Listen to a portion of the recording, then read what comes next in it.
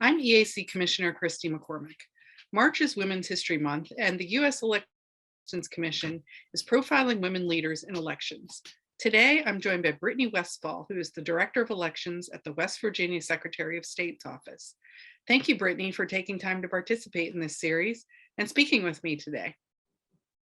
Thank you. Thanks for this opportunity. Sure. To start our little discussion, can you tell me how your career in public service began and whether you've had any women who were mentors or role models?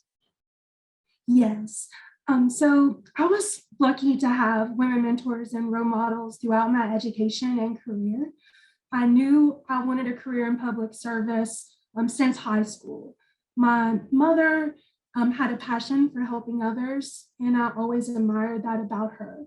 So I knew I wanted a career where I could serve and help others. So I studied political science at Marshall University. I got my bachelor's and master's there. And there I had two professors, Dr. Brown and Dr. Beller, who I saw as mentors. And then finally in 2012, when I landed my first job in public service, which was in elections in West Virginia, I found true inspiration from the women county clerks in our state. They taught me that sometimes in this world, you have to be a little tougher as a woman to get things done. And I continue to learn from them every day. That's awesome. You know that 2022 marks the 20th anniversary of the signing of the Help America Vote Act. And throughout the year, the EAC will be reflecting on how much has changed over the past 2 decades.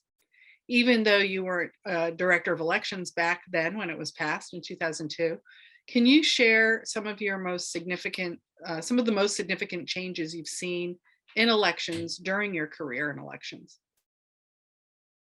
Yes, I would say the most significant changes I have seen are the advances in technology to improve the voter experience, from polling location lookup tools to online voter registration to GIS.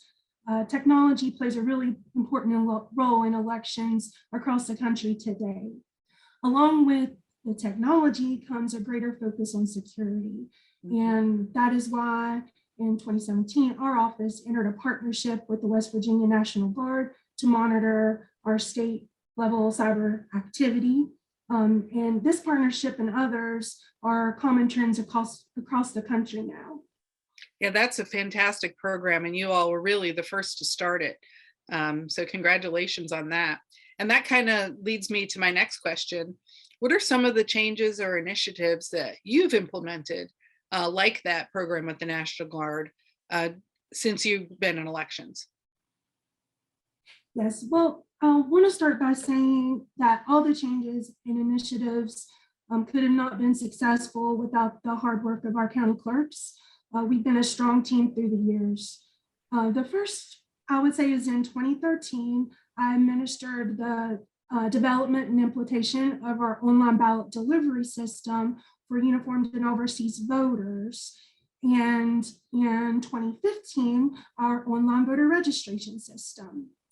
Then in 2018, we started launching online ballot delivery and return for our uniformed and overseas citizens in some counties. And by 2020, this program was implemented statewide. In addition, the legislators passed an act that allowed us to expand this option to voters that cannot vote a paper ballot by mail and cannot vote in person due to a physical disability. And most recently, this year, we added, or West Virginia added, that first responders that are out of the state due to an emergency are going to be able to use our online ballot delivery system. And that'll be not this election, but upcoming elections. Yeah, West Virginia really has been out there, the tip of the spear on the online ballot returns. Very interesting. It's amazing to see how that program has developed over the years and how many people it's actually helped be able to vote who might not have been able to have their vote counted previously. So congrats on that great program, and I look forward to seeing how it continues to succeed in the years to come. So as we both well know, the field of election administration is constantly changing, such as that ballot delivery program. Looking at the 2022 midterm elections and beyond, what are some changes you would like to see in elections? Well, one of the biggest lessons we learned in 2020 is that changing election practices can sometimes lead to low confidence from the public. Every state has different laws and policies that work for them, Right. and it's always best to operate within those laws. If needed, it should be done through cooperation between the state legislators and election administrators. So one thing I would like to see is more focus on laws that ensure voters without access to the polls, like our youve, and some voters with disabilities have the same access to vote as everyone else. Yeah, that's well overdue. And that is actually one of the main missions of HAVA, is to achieve independence and privacy for all voters equally. So yeah, that would be great. And I think any changes we see in that area will benefit all voters as well. So Yes, definitely. When I first started in elections, HAVA was my #1 focus. So I think that's part of the reason why it's so important to me. that's great. What advice as a woman in elections do you have for other women who might be interested in a career in elections or in public service? Yes, I think the #1 thing is to listen to the people you are serving.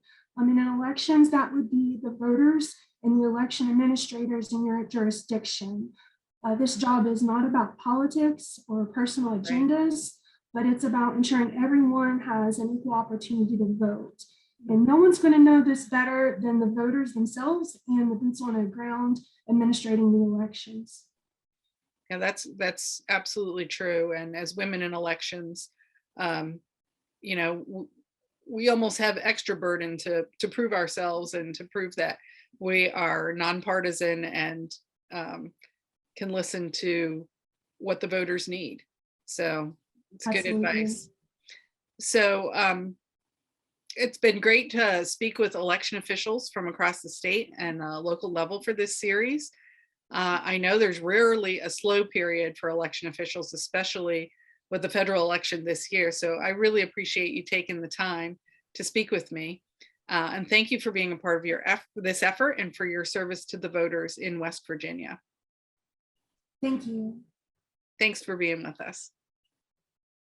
Anytime.